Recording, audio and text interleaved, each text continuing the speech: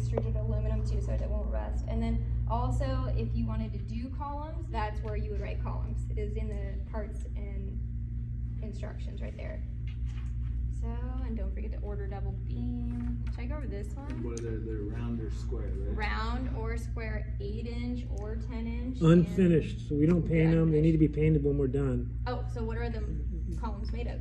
Well, Marble composite. Yeah, marble dust composite with fiberglass cap and base. So the good thing about that is having the marble composite structure of the column and then the cap and base being fiberglass. When they're painted, they look seamless between the two. So they have to be painted? Yes. Yeah, And you guys don't paint? no. No.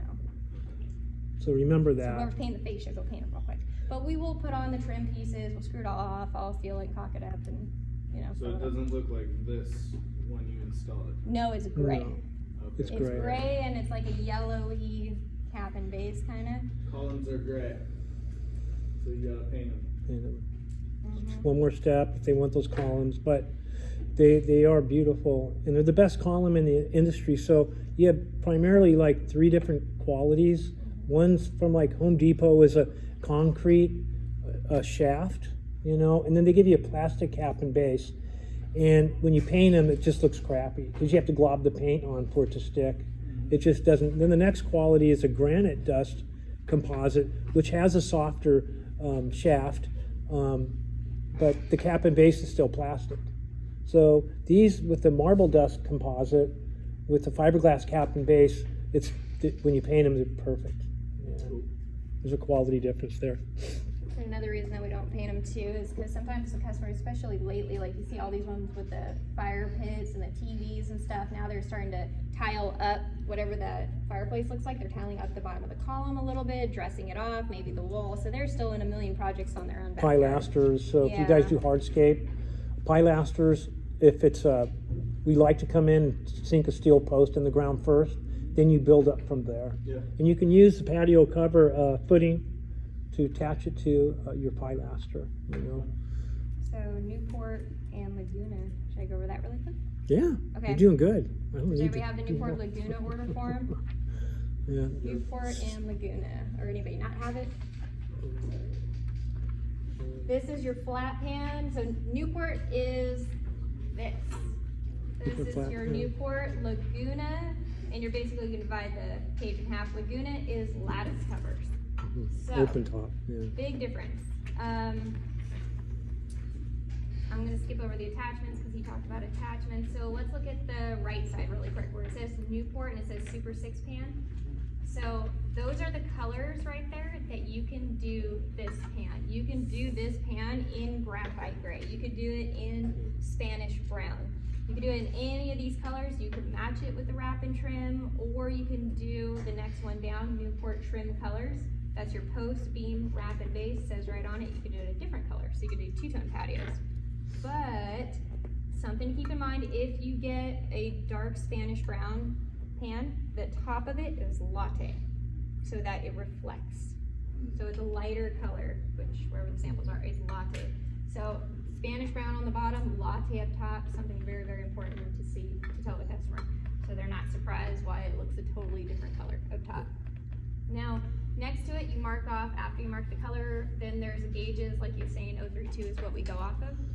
So skip down here, you can always put same as pans if you want it one solid color. But a lot of customers typically like a combination of like white and graphite gray, white pans, graphite gray trim, or desert sand pans and Spanish brown trim. Those are very popular options.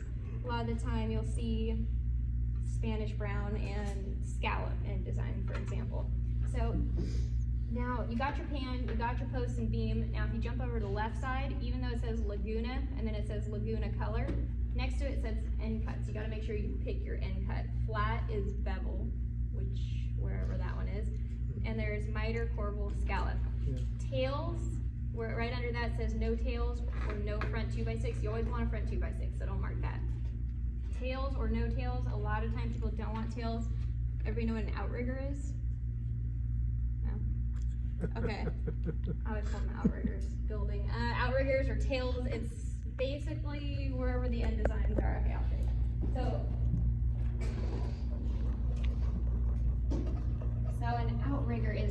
have a front 2x6 on the front of your trim, on the front of this gutter. So here's your fan, it's coming all the way out. You got a gutter all along the front of it. Now you got a 2x6 trim piece on there. You attach these every 2 feet, about every 2 feet on the front of it to dress Rafter it up. tails. Rafter tails, outriggers, depending on what. Which doesn't industry. happen very much anymore. We have a more boxy look. It's a dated Yeah, look. it's a dated You look. probably won't get that, so instead of getting the extra material you don't need, mark the box that says no tails. Mhm. So that's important. Then right underneath that, you have the quantity of post height. We understand all that, right? You don't need to mark hanger for side fascia. We do gutters all the way around. Let's see, right here, 2x6 inch ledger in feet. Let's say this is attached to something, you need a ledger. Write how many feet of a ledger you need, because sometimes we're popping out around a wall, right? Or a bay window or something, and you need to have a ledger for only 5 feet or 6 feet. So account for that and write how many actual feet of a ledger you need. See, then you have your C-beam. So right above the extra parts or instructions at the bottom where it says mega beam 12-foot stock, see that on the right? That's your fan beam. So for these flat pan roofs, the solid non-insulated roofs, they come in 12-foot and 24-foot fan beams.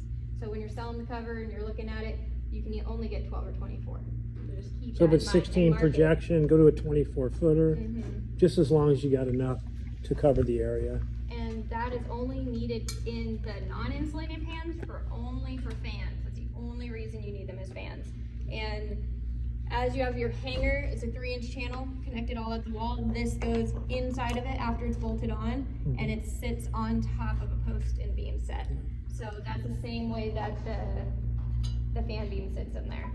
And then you have fan beam covers. So here's the tricky thing. We just said that you need mega beam or ST fan beam. So all the fan beam type attachments are only for fan beams, but when it says fan beam covers, that actually applies to lights too.